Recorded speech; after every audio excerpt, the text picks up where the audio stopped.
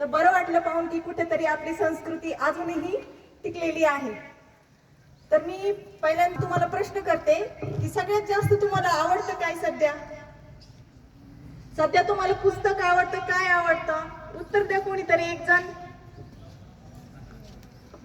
11वी 12वी काय आवडतं? मोबाईल, बरोबर। मोबाईल हा सध्याच्या आवडीचा विषय झालेला आहे। चालताना, बोलताना, खाताना, टू व्हीलरवर चालताना आपण सर्रास मोबाईलचा वापर करतो। 11वी 12वीची मुलं, बरोबर। मोबाईल हा व्हॉट्सअपच्या, इंस्टाग्राम वगैरे बऱ्याच गोष्टी आहेत, फेसबुक। तर याच्यामुळे मोबाईल हा आवडीचा गोष्ट आहे आणि तो घातकही तेवढाच आहे। ज्यावेळेस आपण टू व्हीलर चालवतो त्यावेळेस आपण आपल्या कानामध्ये कॉर्ड असतात, आपल्याला पाठीमागचा आवाज गाड्यांचा ऐकू येत नाही। आपण क्रॉस करताना त्या कॉर्डमुळे उजव्या साईडला डाव्या साईडला पाहून चालत नाही। त्याच्यामुळे भरपूर प्रॉब्लेम्स वाढत आहेत आणि इंटरनेटमुळे काय झालं, बऱ्याचशा गोष्टी आपण मोबाईलच्या आहारी गेल्यामुळं मुलींच्या बाबतीतही, माझा तो विषय नाहीये पण तरीही मी सांगते की लवकर आपण ते मोबाईलच्या आहारी गेल्यामुळे जे आपलं पुस्तकी ज्ञान आहे ते कमी होत चाललेलं आहे आणि आपण जास्त ज्या गोष्टी आपल्याला जे नको आहेत त्या गोष्टी आपण पाहण्यात आल्यामुळं आपल्या चुकीचे पाऊल उचलले जात आहेत। त्याच्यामुळे मुलींनी ह्या गोष्टीला सावध राहायचं आहे। हे भारत देश हे आपलं एक मंदिर आहे आणि त्याच्यासाठी आपल्याला काहीतरी करायचं आहे। आपल्याला जगामध्ये आपलं नाव, ह्या भारताचं नाव आपल्याला काहीतरी टिकून ठेवायचं आहे। आपल्याला उडान, तुम्ही 5वी ते 10वी च्या मुली आहे म्हणून तुम्हाला सांगते, हे वय तुमचं, हे उडान म्हणजे तुमची प्रगती करण्याचं वय आहे। त्याच्यामुळे ह्या गोष्टीपासून तुम्ही खूप लांब राहायचं आहे। आता आमचे जे रस्ता सुरक्षा संबंधाने जे पॉइंट्स आहेत ते मी तुम्हाला सांगते। आपण ज्या वेळेस रस्त्यावरून चालतो त्यावेळेस आपल्याला सिग्नल असतात। सिग्नलचं रेड, हिरवा आणि येलो, तर आपण ते पाळायचे आहेत। रेड म्हणजे तुम्ही थांबायचं आहे, येलो म्हणजे तुम्ही इकडे तिकडे पाहून वेट करायचं आहे आणि ग्रीन म्हणजे तुम्ही नंतर रस्ता क्रॉस करायचा आहे। ज्या वेळेस तुम्ही वाहन चालवता त्यावेळेस तुम्ही उजव्या बाजूने ओव्हरटेक करायचं आहे आणि 4 व्हीलर किंवा 2 व्हीलर 11वी 12वीची मुलं हेल्मेट हे कंपल्सरी तुम्ही घालायचेच आहे। आपला जीव हा आपल्या घरच्यांसाठी खूप महत्त्वाचा आहे। आपल्याला शाळेत पाठवता तर त्यांच्यासाठी ते आपल्यासाठी खूप कबाड कष्ट करतात। त्यांना वाटतं की आपल्या प्रगती करावी, खूप शिक्षण घ्यावे, तर हा आपल्यासाठी जितका महत्त्वाचा आहे तेवढा आपल्या आजूबाजूला असलेल्या आपल्या घरच्यांसाठी तोही तितकाच महत्त्वाचा असतो। त्याच्यामुळे आपल्या जीवाची काळजी घेणं ही आपली गरज आहे। त्याच्यामुळे आपण हे हेल्मेट आहे। ज्या वेळेस फोर व्हीलरमध्ये जो चालक आहे त्यानेही सीट बेल्ट वापरावे आणि आजूबाजूचे आपले जे प्रवासी आहेत त्यांनीही सीट बेल्ट वापरायचा आहे। आणि वेग जो आहे, आमच्या काल घाटातच 40गाव घाटामध्ये काल एक ऍक्सिडेंट झाला, तर 7 जण होते, त्याच्यामध्ये जागेवरच 3 जण गेले।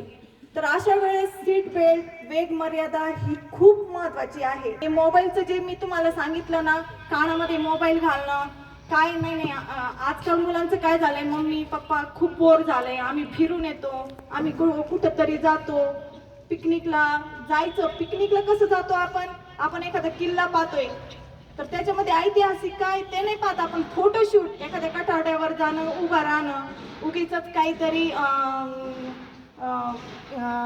पाय सोडून बसणं, मग फोटो काढणं, हे आपलं चालू आहे। आपल्याला जर आल्यानंतर आपल्याला जर विचारलं ना काय होतं त्या किल्ल्यामध्ये, काय पाहिलं तू, किंवा त्या ऐतिहासिक स्थळावर तू काय पाहिलं, तर आपल्याला काहीही सांगता येत नाही। हे आजकालचं सर्रास चालू आहे। तर हे आपल्याला थोडंसं बंद करावं लागेल, मोबाईल पासून आपल्याला दूर राहावं लागेल।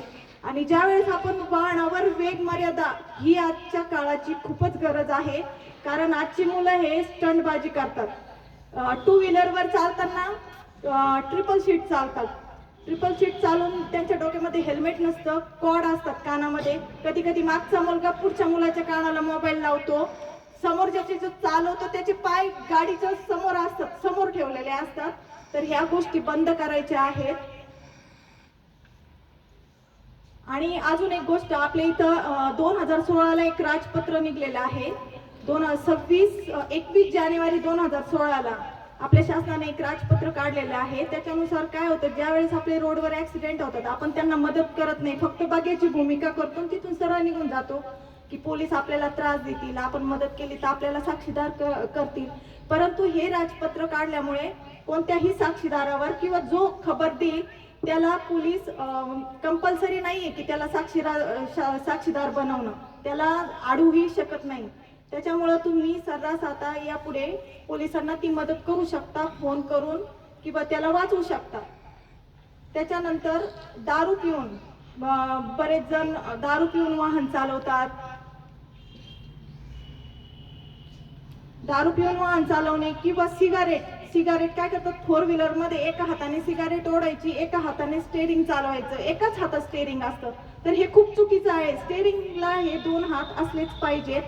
सिगारेट चालवून कुणीही गाडी चालवू नका, दारू पिऊन कुणीही गाडी चालवू नका. ज्यावेळेस ओव्हरटेक करायचं त्यावेळेस उजव्या साईडनीच करावे आणि जे मोटरसायकलवर जाणारे लोक असतील तर त्यांनी सरळ आपल्या डाव्या लेननीच गाडी चालावी.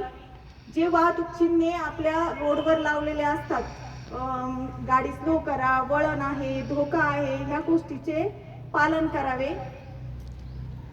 आणि ज्यावेळेस डिवायडर काही ठिकाणी काय करतात, गावकरी डिवायडर फोडतात. डिवायडर असतात परंतु फोडले जातात का, तर शॉर्टकट रस्ता शोधायचा असतो, वरून पुलावरून हळूच गाडी घालणे, कुठून तरी गाडी घालणे. त्याच्यामुळे काय होतं, ज्यावेळेस महामार्गावर गाडीचं जे नियंत्रण असतं त्याचा वेग जास्तीचा असतो, असे डिवायडर मधून जर 2 व्हीलर गेली तर ते उडवलं जातं. अशा वेळेस आपण उजव्या डाव्याला पाहूनच क्रॉसिंग करावं. बाकी आमचं रस्ता सुरक्षा सामान्य तुम्हाला सगळे पॉइंट सांगितलेले आहेत. बाकीचं फक्त एवढंच आहे की आजच्या वयामध्ये मुलींनी फक्त आपले 25 वर्षापर्यंत ज्याचं करिअर करायचं आहे त्यांनी कुठेही लक्ष न देणं, आपल्या अभ्यासावरच लक्ष केंद्रित करणं, आपल्या आईवडिलांवर विश्वास ठेवणं. आपले आईवडील आपल्यासाठी कधी खोटा चुकीचा निर्णय घेत नाहीत. त्यांच्या मर्जीने आपण जर कोणतेही निर्णय घेतले तर ते आयुष्यभर आपल्या पाठीशी उभा राहतात. त्याच्यामुळे तुमचं हे वय असं आहे की हे घसरतं वय आहे. याच्यासाठी मोबाईल पासून, चुकीच्या मैत्रीपासून लांब राहणे हा माझा विषय नाहीये, परंतु तुम्ही एक छोट्या माझ्या मुलीसारखे मला वाटतंय म्हणून मी तुम्हाला हे सगळं सांगत आहे. तर जेव्हा तुम्ही तुमचे 25 वर्ष होतील, तुमच्या पायावर उभा राहतील, तेव्हा तुमचा स्वतःचा डिसिजन घ्या. परंतु त्यापूर्वी तुम्ही कोणतेही डिसिजन किंवा कोणतेही फिरणे, इकडे तिकडे फिरणे, ह्या गोष्टी बंद करायची. कोणतीही गोष्ट आपल्या आई वडिलांना सांगून कधी बाहेर पडताना आपल्या आई वडिलांना सांगणे, कोणतीही गोष्ट त्यांच्या मर्जीनुसारच करायची आहे, कारण तेच आपलं सर्वस्व आहे. आपले गुरुजन वर्ग, आपल्याला काही प्रॉब्लेम्स आले तर त्यांच्या कानावर टाकणे, ह्या गोष्टी आपण पाळायच्या आहेत. तरच आपण उंच भरारी ही घेऊ शकतो. आपली संस्कृती ही सगळ्यात महत्वाची आहे. 25 वर्षाच्या आतमध्ये आपण कोणतीही गोष्ट करणं हे योग्य नाही. त्याच्यामुळे 11वी 12वी हे मुलांनी, आता हे तुमचं वय आहे, हे भरारी घेण्याचं वय आहे आणि तुमचं योग्य मार्गदर्शन वगैरे. तुम्ही मोबाईलचा वापर करायचा आहे, परंतु कशासाठी करायचा आहे की वेगवेगळी माहिती, तुम्ही तुमचं नॉलेज करायचं आहे की आपल्या इथं काय चालू आहे, राजकारणात काय चालू आहे, बाहेरच्या याच्या खेळामध्ये काय चालू आहे. याच्यामुळे तुमचं जनरल नॉलेज वाढवून तुमचं स्पर्धात्मक परीक्षा म्हणा किंवा आता इतक्या परीक्षा आलेल्या आहेत, लॉ मध्ये म्हणा किंवा डॉक्टर मध्ये म्हणा किंवा इंजिनिअरिंग मध्ये म्हणा, अशा वेगवेगळ्या परीक्षा निघत असतात आणि त्याची माहिती आपल्याला नसती. त्याच्यामुळे आत्तापासूनच तुम्ही ते सर्चिंग करा. मोबाईलचा वापर हे सर्च करण्यासाठी किंवा तुमच्या अभ्यासाची, तुमची ज्ञानामध्ये भरपाई करण्यासाठी करा. फेसबुक, चॅटिंग, रील्स हे सर्व बंद करा. गरुड साहेबांनी, आदरणीय गरुड साहेबांनी खरंच शाळा खूपच गणवेश वगैरे खरंच छान ठेवलेला आहे. शिस्तही खूप छान वाटली मला आणि मला बोलण्याची इथं आम्हाला संधी दिली त्याबद्दल सर्वांचे धन्यवाद.